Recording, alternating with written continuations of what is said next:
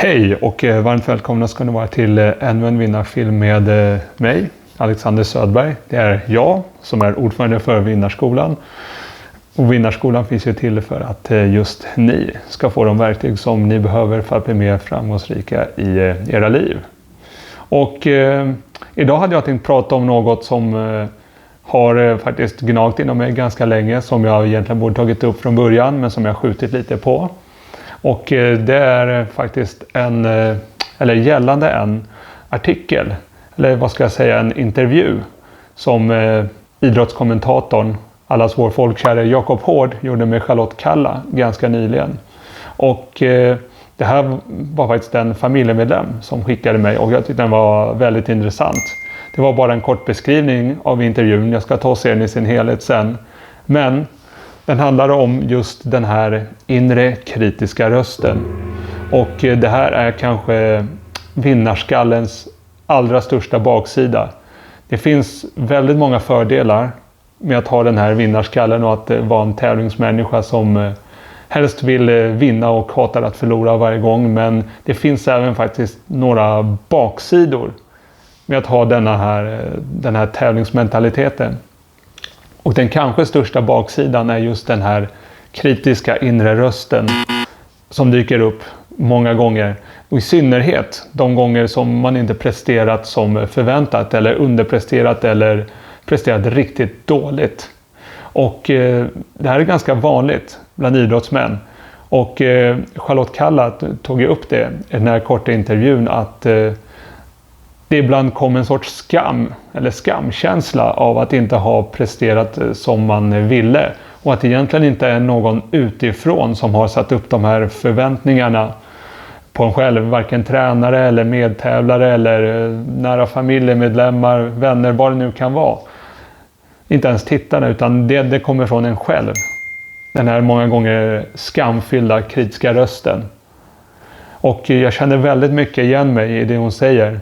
För att det är så många gånger under åren som jag själv har haft den här inre kritiska rösten som sagt åt en att du duger inte, fasen vad värdelöst det är. Du presterar så här dåligt. Det vill säga att man sätter en sorts likhetstecken mellan ens prestation och på ens värde, ens människovärde.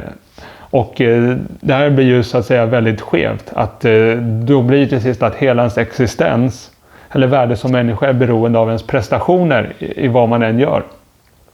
Och det här tar ju ganska mycket på en mentalt. Att gå och tänka, jag är värdelös för att jag presterar så dåligt. Eller jag är ingenting om jag inte lyckas prestera så här. Och i just idrottens värld så får detta en dubbel slagsida många gånger. Eller en dubbel effekt. Åt det negativa hållet. Eftersom inte bara du själv har den kritiska inre rösten som säger att du är värdelös när du inte presterar. Utan du har ju även många gånger. Och det kanske är precis lika vanligt förekommande inom andra idrotter och andra idrottsförbund. Men det är något som jag framförallt och många andra friidrottare har upplevt. Det är att när du är riktigt bra som junior eller senior eller när det nu kan vara och du presterar bra på dina tävlingar, det går som tåget liksom och du får mycket uppmärksamhet, positiv uppmärksamhet och då vill ju tränare och andra i förbundet vara i kontakt med dig hela tiden och säga ja men hej, ska du inte komma med på träningsläger i sommar och vi har den här tävlingen och den här tillställningen, ska du inte komma hit nu när det är så bra inom citationstecken eller ja, det förstås ju undermedvetet så. Men sen när du kanske har ett motigt året därefter, tävlingarna går jättedåligt, kanske är småskadad, har varit sjuk ett längre tag, då är du helt plötsligt helt osynlig för dessa tränare och detta förbund. Det är som att du inte finns, du är luft. Och då kan du tänka dig själv vad det här gör med dig mentalt. När du dels har den inre kritiska rösten som säger att du är värdelös eller dålig för att du inte lyckas prestera. Men så har du också ett förbund som ger dig ett extra slag i ansiktet genom att säga att du inte finns just för att du inte presterar bra. Och hur fasen tror de då att man ska få de här många unga idrottarna som kanske befinner sig i den här känsliga fasen när de inte kan hantera den inre kritiska rösten, att då kunna förvänta sig att de ska vara kvar efter några år om de inte ens hör av sig från förbund och tränare och andra. Det säger ju sig självt att man skjuter sig själv i foten genom att inte vara ett stöd i både med- och motgång, inte bara i medgång. I medgång är det alltid lätt att vara ett stöd, för då är det mesta av det hårda jobbet redan gjort. Det är så att man inte vill göra det hårda jobbet under den motiga tiden när man inte presterar som man ska. Och det är väldigt sorgligt att se. Och det är just det jag ville få ut med den här videon, det är att därför är det så viktigt att kunna hantera den inre kritiska rösten. För kan du inte göra det, då blir du väldigt lätt mottaglig för sån annan påverkan som kommer utifrån. Till exempel tränare och förbund och andra som osynliggör det eller låtsas som att du inte finns. Men kan du hantera den kritiska rösten så vet du att du är mer än de här andra dömande rösterna som inte ser dig för tillfället. Men det är just det här som är tjusningen med vinnarskallen. För att den kan ge dig en väldig skjuts och samtidigt sänka dig om du inte kan hantera den här kritiska inre rösten. Men kan du hantera den kritiska inre rösten, då lyckas du ha vinnarskallen på den här lagom, nästan perfekta nivån. Så den kan ge dig en skjuts framåt, men samtidigt har du en inre kritisk röst som du kan hantera och som kan vara dig till gagn också, men utan att det går överstyr.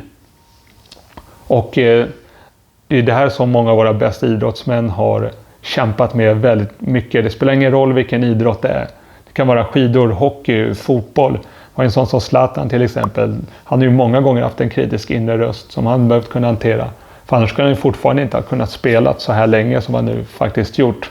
Om han gett vika för den kritiska rösten och alla andras kritiska röster också. Så att oavsett idrottsgren, viktigt att kunna hantera den här kritiska rösten.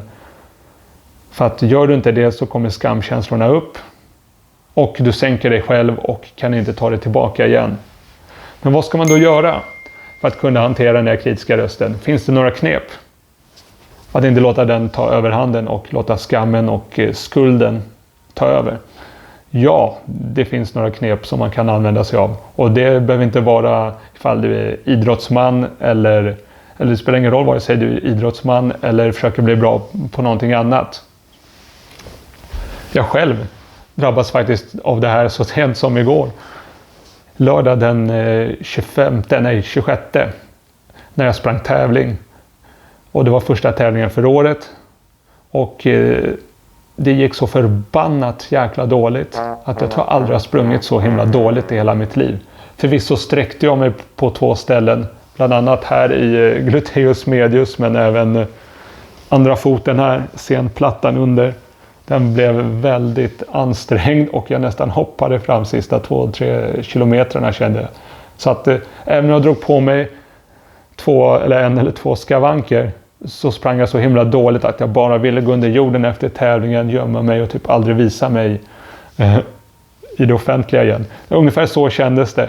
Och då var det återigen den här kritiska rösten som sa: du är värdelös för att du sprang dåligt eller inte presterade. Och då satte jag mitt värde lika med prestationen. Och det är just det här som är mitt första tips. Det är att värdera aldrig dig själv utifrån dina prestationer varenda gång. För till sist kommer du må jättedåligt, för du kanske har en period där du presterar väldigt dåligt gång efter annan. Och ser du dig själv som värdelös varenda gång att du inte klarar någonting, men hur ska du då kunna fixa det till sist om du verkligen talar ner dig själv varenda gång? Det du bör intala dig själv istället att det går, jag kommer att fixa det här. Jag har det lite motigt nu, men det vänder ju uppåt förr eller senare. För det har det alltid gjort, både för mig och för många andra. Det har gått dåligt många gånger innan det har gått bra. Och det har alltid kommit bra prestationer efter de dåliga. Du kanske måste var lite nere på botten ett tag innan du kan resa dig. För då har du ju något att jämföra med. Så det var det första tipset, är att värdesätt aldrig dig själv utifrån dina prestationer. Utan bara utifrån dig själv och ditt eget värde. Det är någonting som du själv bestämmer och inte som någonting annat bestämmer. Och den här någon annan, det behöver inte bara vara någon annan, utan någon annan är även den kritiska inre rösten. Så att låt aldrig den bestämma ditt värde. Och det andra tipset jag skulle vilja ge till hur du hanterar den här kritiska rösten i vinnarskallen, det är att prata emot den. Ifrågasätt den lite. Jaha, men varför är jag värdelös nu då?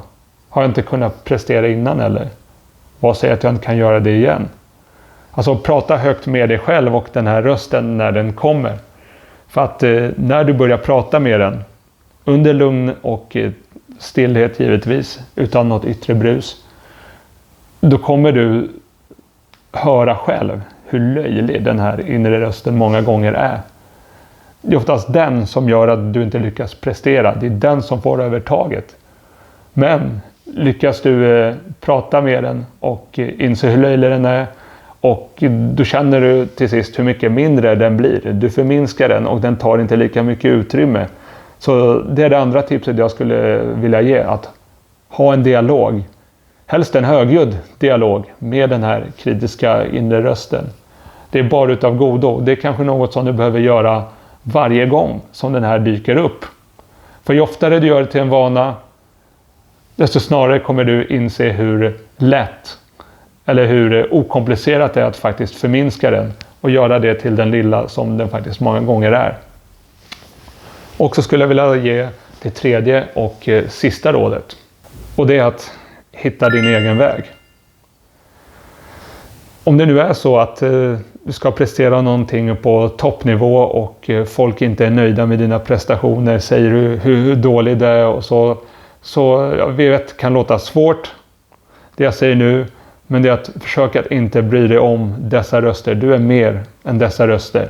Du måste hitta din egen väg tillbaka till att kunna göra det på det sätt där du vet att du kan lyckas. För att ska du göra det hela tiden utifrån någon annans förväntningar, så kommer det sällan att leda till något gott. Utan du kommer bara att låta andra tala ner dig själv, förutom att du själv kanske talar ner dig själv på köpet också.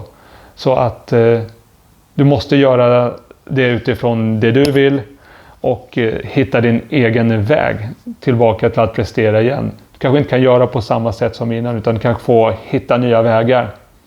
Det finns ju inga vägar som egentligen är fel, så länge de kan leda tillbaka dem på banan igen. Och gör de inte det, så testar du nytt och lär dig någonting från det istället. Så att det kanske låter lite flummigt här, men det är väldigt mycket psykologi bakom den här inre kritiska rösten. Och det är oftast den som sätter käppar i hjulet för många vinnarskallar. Undertecknad, inkluderad. Det är sällan, aldrig, om ens någon gång någon annan som sagt att gud vad du presterar dåligt, du är värdelös. Utan det är bara ens egen kritiska inre röst. Och som sagt, jag säger en gång, det är den du måste kunna hantera ifall du vill kunna bli en vinnare över tid.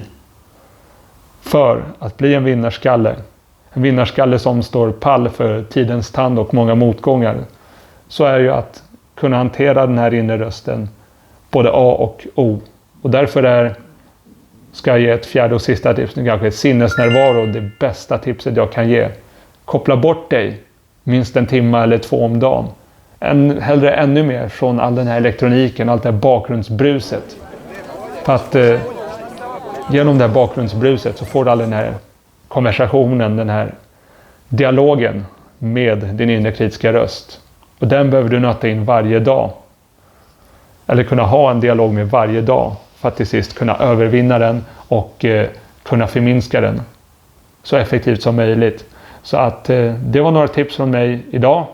Jag hoppas att ni har uppskattat den här videon och att ni har fått ut någonting från den. På återseende om några dagar igen.